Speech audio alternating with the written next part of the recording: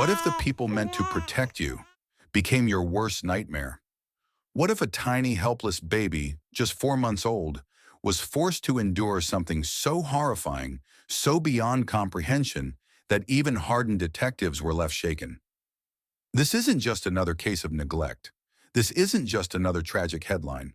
This is a story so dark, so disturbing, that it will haunt you long after this video ends. A baby clinging to life, parents consumed by addiction, and a decision so monstrous it defies all logic.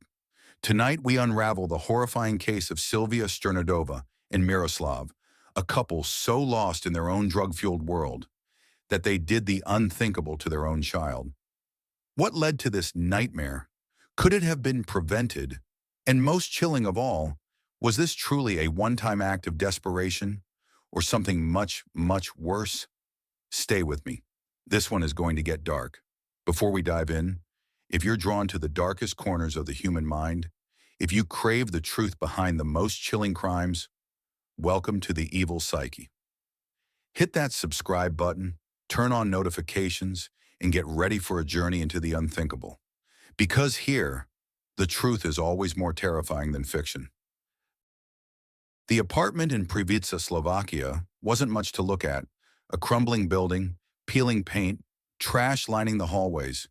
Neighbors had learned to ignore the screaming, the arguments, the strange, hollow-eyed people coming and going at all hours. Inside, Sylvia and Miroslav lived in filth. Dirty dishes piled in the sink, cigarette burns in the couch, empty bottles littering the floor, and in the middle of it all, a tiny baby, 4 months old, helpless, trapped in a world he never asked to be part of. How does a child even stand a chance in a place like this? Sylvia wasn't new to this. She already had two other children, each from different fathers. Neither lived with her. Taken away, one by one, after social services deemed her unfit to parent. But somehow, little baby Marco had slipped through the cracks. No one came to check. No one knocked on the door. No one asked questions, and by the time someone did, it was already too late. Miroslav had a reputation. On the streets, they called him the crocodile, not because of his looks, not because of his charm, because of his rage, because of the way he would snap, violently, unpredictably, and because he was the best damn meth cook in town. People feared him. Dealers, addicts, even the police. They knew what he was capable of. And yet nobody stopped him. For years, Miroslav had built his little empire, manufacturing and selling crystal meth, bringing a steady stream of addicts into their home. And Sylvia? She was right there with him. A mother, lost in addiction. A father, driven by greed and violence. And a baby, just a few feet away from it all. Did they ever love him? Did they ever see him as anything more than an inconvenience? It started like any other night in that crumbling apartment. Sylvia and Miroslav were high. Again. The baby had been crying for hours, his tiny lungs straining, his face red and puffy. A normal parent would have picked him up, rocked him, whispered gentle words. But Sylvia was numb to the sound. She sat on the filthy couch, glassy-eyed, scratching at her arm. Miroslav paced, grinding his teeth, his fingers twitching with agitation. "Shut that kid up," he growled. Sylvia barely reacted. The crying didn't stop. Miroslav's hands clenched into fists. "I said shut him up." The room pulsed with tension. Sylvia turned her head slowly, blinking as if seeing the baby for the first time. She had no milk to give, no patience to soothe him, but she did have something else. A small bag, pale crystals, glittering under the dim light. What went through Sylvia's mind in that moment? Was she so far gone that she believed it was harmless? Did she truly think a little bit of meth would calm him down? Or was she just desperate to make the noise stop? She dipped her finger into the bag and rubbed the powder against the baby's gums. The crying slowed, then stopped. Miroslav exhaled sharply, satisfied. The apartment fell into silence. They sat back, eyes heavy, bodies sinking into the haze of their high.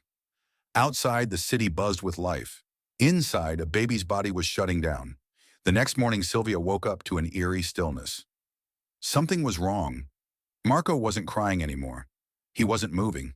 His tiny lips were pale, his skin waxy. A slow, creeping panic curled around Sylvia's chest. He's fine. He's just sleeping. But deep down she knew. She shook him. Nothing. She pressed her ear against his chest. Silence. A wave of cold terror crashed over her. "Miroslav!" she screamed. He jerked awake, eyes wild. When he saw the baby's limp body, his expression darkened. For a moment, he just stared. Then, without a word, he grabbed the stroller and threw the baby inside. They had to get to a hospital. Fast. The emergency room was chaotic. Nurses darting between patients, machines beeping, the scent of antiseptic thick in the air. Then the doors burst open. A filthy stroller. A baby unconscious. Two disheveled parents. One sweating, the other twitching. A nurse rushed over.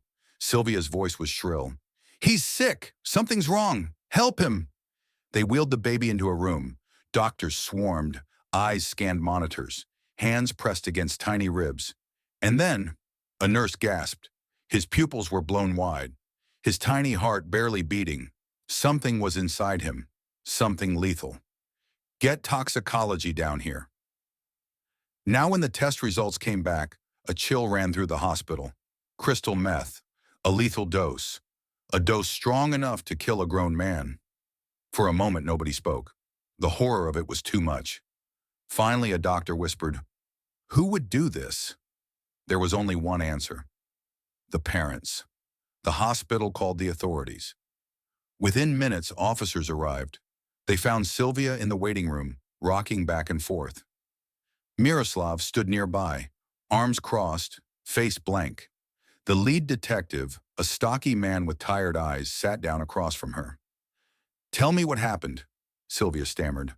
I don't know. He was just sick." The detective's gaze was cold. "Your baby has meth in his system." Sylvia blinked. Then, tears, sobbing, hands covering her face. "I don't know how. I swear." The detective turned to Miroslav. Miroslav's jaw was tight. Maybe he got into something." The detective narrowed his eyes. "A 4-month-old baby got into meth?" Silence. Miroslav shifted in his seat. And then, "I gave it to him." The room froze. The detective leaned forward, barely breathing. Miroslav spoke again, voice flat. He wouldn't stop crying. A heavy pause. I just wanted him to sleep." The moment the confession left his lips, the officers moved. Handcuffs clicked. Miroslav barely flinched.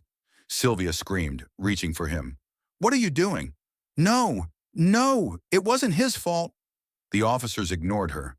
She turned to the detective, eyes wild. "It was an accident. He didn't mean to." The detective's voice was ice.